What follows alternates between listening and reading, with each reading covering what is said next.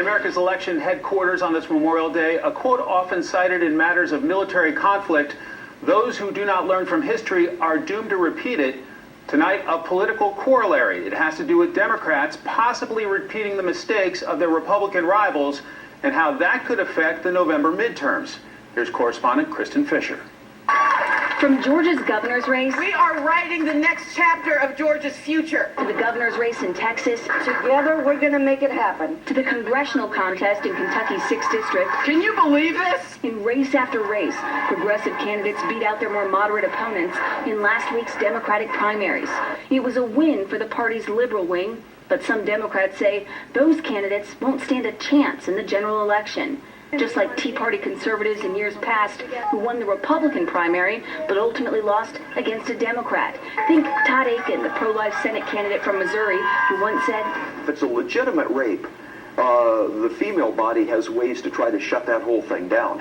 Or how about Richard Murdoch, who ran for Senate in Indiana and described pregnancy from rape as something that God intended to happen. Now, many Democratic strategists worry that these midterms could be their Tea Party moment. Democrats are deeply worried that their best chance since 2010 to take the House could be evaporating. Not every strategist sees it that way. I'm a little baffled by the left is winning narrative that is out there right now. I believe what's happened in this election is that the quiet voice in the middle has come back with a vengeance. But Doug Schoen says what those strategists are saying publicly and what they're thinking privately are two different things.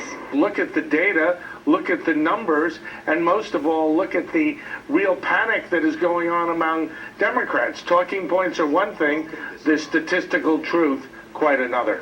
His prescription for the party with 6 months to go? Unify, develop a moderate agenda that emphasizes growth and opportunity, downplay impeachment, find another leader other than Nancy Pelosi, and talk about how we can build an alternative version of America than that the Trump Republican coalition has offered. The next big test will be next Tuesday, June 5th, with primaries in 8 states, including California and New Jersey, 2 critical states where Democrats will try to swing seats this November, Mike. Kristen Fisher live here in Washington. Kristen, thanks a lot.